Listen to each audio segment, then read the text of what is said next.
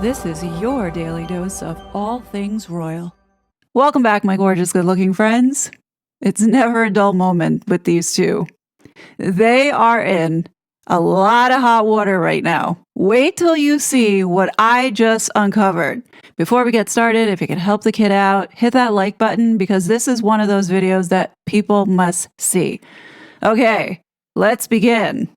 So yesterday, there has been a lot of chatter online about Harry and Meghan visiting this youth center that appears to be tied to Hamas. The nonprofit called Honest Reporting exposed Harry and Meghan for visiting a Jordan NGO who employs staff who post pro-Hamas content. And in this article, the author focuses on Harry and Meghan's last stop for the day in Jordan, which was a youth center that was operated by the Jordanian NGO Questscope. What's troubling to them was the review of publicly available social media posts from several individuals identified as staff members, revealing content that they think goes far beyond humanitarian advocacy. Now, among the material shared were images glorifying Hamas-affiliated militants, posts praising armed resistance, graphics celebrating rocket attacks launched from Gaza, repeated assertions that Jerusalem is the capital of Palestine, and imagery associated with organizations designated as terrorist groups by the United States and the United Kingdom. Now, according to the author, their position, in which they wrote in October of 2024, one staff member posted the phrase, "And in October, we came to have a deep-seated love." The wording does not explicitly mention the October 7 massacre in Israel, yet in the current political climate, where October has become shorthand in some circles for the Hamas attack, the sentiment raises further concerns about the ideological framing at play. Now, in their opinion, they say that supporting Palestinian civilians is legitimate, but sharing content that glorifies Hamas is not. And the reason being is because Hamas is a designated terrorist organization, not only in the United States, but also in the UK. So it makes sense as to why people would find this jarring. So naturally, it provoked a question with this journalist, questioning Harry and Meghan's motive. Was this a humanitarian visit or a failure of due diligence? And they write, ahead of the trip, a source close to the Sussexes reportedly told British media that the visit was, quote unquote, not political and should not be interpreted as taking sides. That assertion now warrants scrutiny. When global public figures publicly platform an organization whose staff have shared material aligned with a designated terrorist group, neutrality is no longer a shield. It becomes a question of vetting and judgment. Were Harry and Meghan aware of the social media histories of individuals connected to the NGO? Did their team conduct due diligence before lending royal prestige to the organization? If not, why not? If they were aware and proceeded regardless, what message does that send? Humanitarian engagement does not grant immunity from scrutiny. In a region where symbolism carries enormous weight and propaganda travels faster than fact, public association has consequences. This is not about opposing aid. Humanitarian support for civilians is necessary and legitimate. It's about standards. When public figures who claim neutrality choose to elevate institutions whose staff have circulated material aligned with a terrorist organization, the burden of care rises, not falls. And they make a valid point here because you can easily see how Hamas would take this content and promote it in their propaganda, using Harry, a prince of the UK, supporting Hamas, right?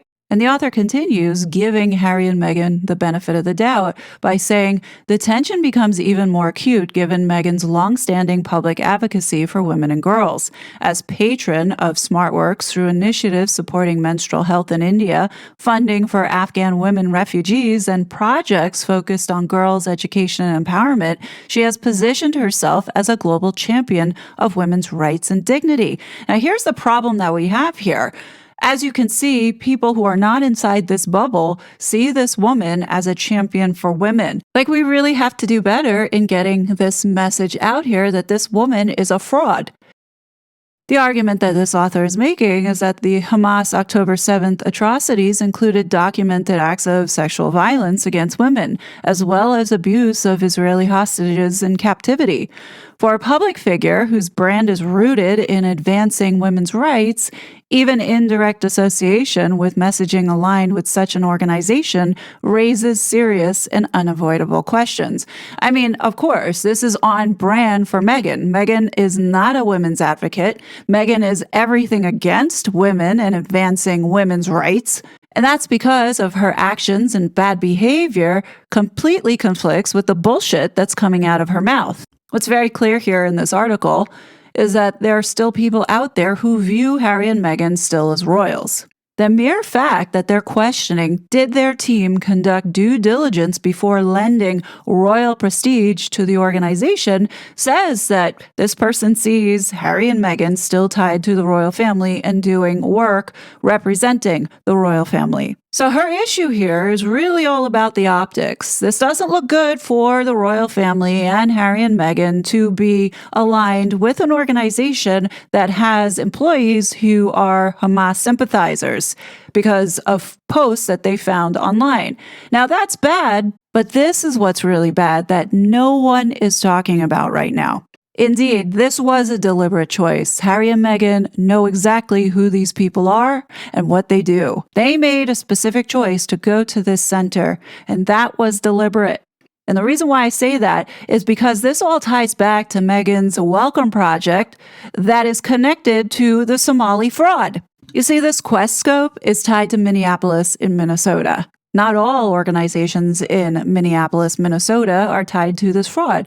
Indeed, you're correct. However, this is tied to the Minnesota fraud because when you go and look further down, the entities and subsidies that they have connected to this organization listed here are indeed connected to this Somali fraud who has stolen billions of dollars and sent it overseas and into the hands of terrorist networks like Al-Shabaab. Could it be possible that they're also funding Hamas too? It's very possible. Now, I know I've talked about Harry and Meghan funding this group called Alight, but let me just put it back up there for everybody to see again. Archwell gave a grant of $27.5 to support refugees, but all these grants are doing is just washing money. Because when you look at Alight in Minnesota, it looks like the rest of these Minnesota outlets that have been setting up shop and fraudulently stealing taxpayer money. When you look up the address, this is what comes up on Google Maps. Does that look like a building that's occupied for this nonprofit that's supposed to be helping refugees?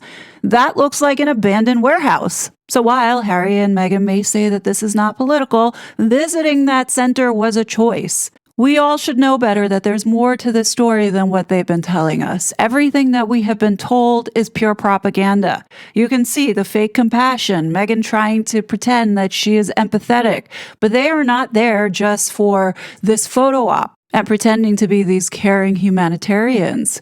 I think there's way more to this story than what we're being told. I don't think it's a coincidence that just little over a week ago, King Abdullah II visited Keir Starmer at 10 Downing Street, where it specifically says here on February 16th, the leaders discussed the latest developments in the region and their shared goals in support of regional stability, meaning money, including in Gaza and the West Bank. It was vital, they agreed, to continue to push for further access for humanitarian aid in Gaza and support for reform of the Palestinian Authority in order to support the ceasefire and implementation of the U.S.-led peace plan. Now, before I go into the next part, it was reported last year that Jordan profited up to $400,000 per Gaza aid drop. So now the next logical question that I have here is, how does WCK benefit from all of this? Because we know that they're not just there out of the kindness of their hearts and doing this for free. And you don't become a nonprofit organization that started maybe a little over 10 years ago to accumulating assets and wealth that's worth over $250 million. That just doesn't sound legit. Like I said, anything that touches Harry and Meghan need to be scrutinized. The fact that they are tied to Harry and Meghan in itself is dodgy. I don't doubt that WCK is doing humanitarian work, but the question I have is how do you accumulate so much wealth in such a short amount of time, especially when it's supposed to be going to humanitarian aid? And every crisis that WCK is a part of, you see Harry and Meghan tagging along. So there has to be some agreement here where money is getting washed. And Harry and Meghan are being used as vehicles not only to be the front and the PR and propaganda to make people believe that there's good going on here, but also the pass-through in order to be another layer that separates from taxpayer money to the pockets of the Epstein class. So while we watch this horrible acting of Meghan trying to pretend that she's compassionate about the suffering of the people in Gaza, it's people like her who are contributing to this suffering. She is behind funding the organizations that are sending money to support these terrorist networks. And I just laid that all out for you. This is not an accident. These two, even though they may appear stupid, this is intentional, and there are people advising them to be doing this. The alignment with these organizations that we see here, especially with World Central Kitchen, is intentional and also political. Let's go ahead and talk about World Central Kitchen for a second.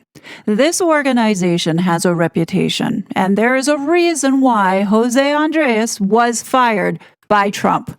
So it turns out this little rising star from the World Economic Forum, Jose Andres, was a darling of the Obama administration.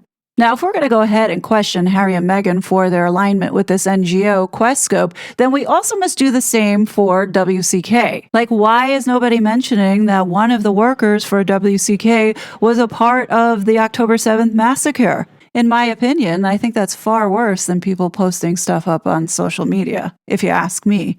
I mean, wouldn't you agree that it's not really a good look that the CEO of WCK is pictured here with the man who attempted the second assassination on Prince Harry's 40th birthday? And yet, everybody continues to keep looking the other way and acting surprised that we have this journalist who is questioning Harry and Meghan's motives for partnering with an NGO who have employees that are posting stuff that is questionable. But here's the thing, from what I gather with these posts, none of it was calling for violence. Yes, it is posting stuff that we don't agree with. I certainly don't agree with supporting Hamas. If we really support free speech, then somebody expressing their opinion about Jerusalem being called Palestine falls under First Amendment protections. You know, whether you like it or not, it is protected.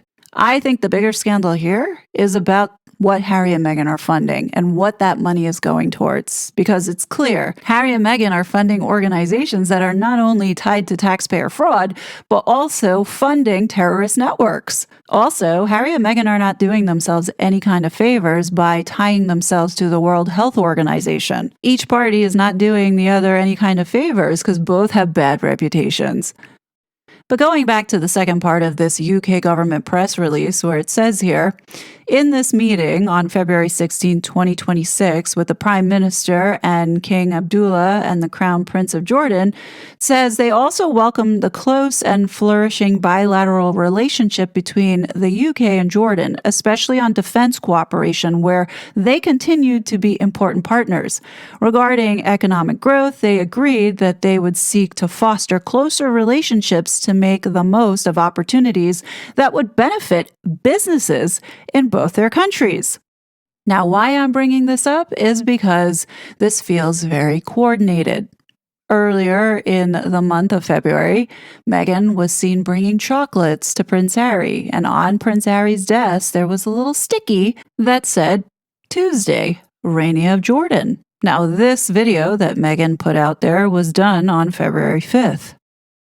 So what this tells us is that this trip to Jordan was not a so-called last-minute trip that Harry and Meghan just so popped up in Jordan alongside the World Health Organization because Dr. Tedros extended an invite. They didn't just drop everything to go fly to Jordan. The trip was definitely planned and in line with the UK government and their relationship strengthening with the country of Jordan. My gut instinct tells me that the UK government sent this couple to Jordan for soft diplomacy purposes, but they had to make it look like Harry and Meghan did this on their own and the World Health Organization was the one to extend the invitation. I call bullshit. Because if you remember, when Harry showed up in Angola unannounced, it was the same setup again, where Halo Trust was the one that invited Harry and that the UK embassy held a reception that Harry attended. And the purpose of Harry's trip was with the Halo Trust, who was supporting business opportunities, growth, sustainable development, just as they discussed in the UK